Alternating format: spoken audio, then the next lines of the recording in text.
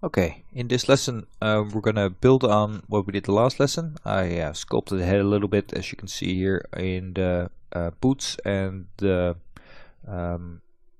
trouser, what do you call it, the pants. Just well, continuing what we did last tutorial. Just adding in the really big shapes and trying to find those, trying to make it feel like it's naturally draped. And I really think we need one more subdivision in the shirt. It's just a little bit hard to really get a lot in there with that many subdivisions, but no more than this. So as you can see, we can definitely do more now. And just with the clay build up, just go around and try to create shapes everywhere. Think about the folds again. Like I said before, we're thinking about bunched up, where it would be folded because of the way it's draped. I can't say it any other way. Look at your own shirt, look at pictures, look at reference, and then think about like what would happen if you have a belt which goes over the top like this. That would push the fabric out of the way. Well, there would probably be a little ridge next to it, and yeah, it's just a logical thing, really. And you can always go back and remove it or change it, so just feel free to experiment and smooth it out, go again, and as you can see, it already looks better if you just add a little detail here and there.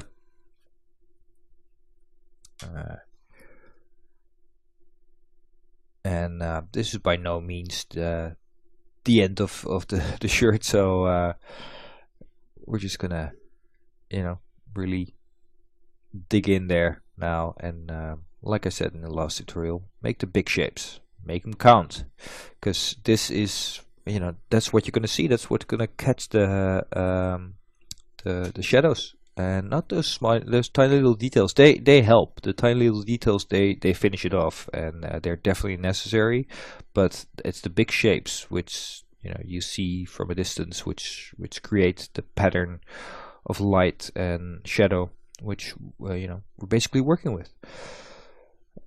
So here in the belt down there, it's usually bunched up a little bit. Just think of when your t-shirt is in your pants, it's tucked in. It just creates this little these folds going up, and the same for going down for the ladies under us, if who wear a skirt, and that's you can definitely see reference of that. Well, as you can see, it's moving in the right direction slowly, and sculpting a little bit on the back here, but I just want to create a little bit of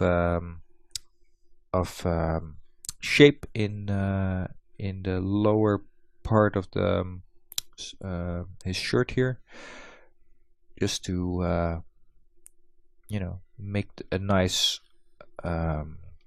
silhouette, which is also really important. You want to, well, that's going to stick up against the background, so that's going to be interesting and not boring, and we'll definitely see about that later. Also, you can see now why it is so nice to have all these subtools. Apart from that, later on we can give them different materials, which you definitely want in because since we're going to render in ZBrush, it also allows me to sculpt on the shirt and not touch the belt. So it might be just common practice, but I just wanted to point it out to you guys. So the fabric would sort of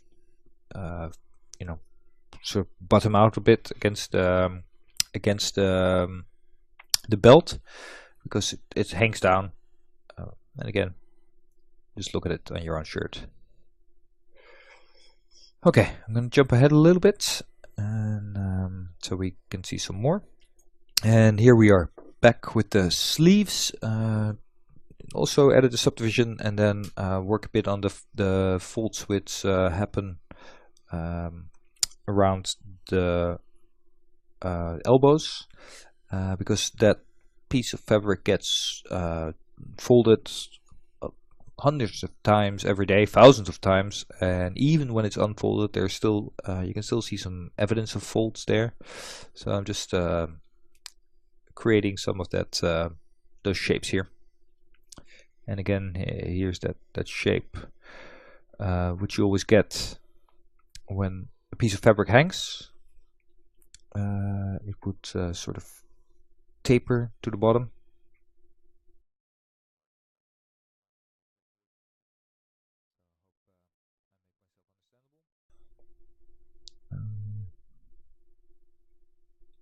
Yeah, just thinking about shapes and blocking it in.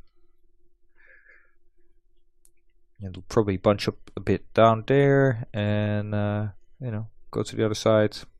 As you can see, I'm quite happy with how it's progressing. I will jump ahead a little bit again, and so you guys don't have to watch me do the same thing over and over.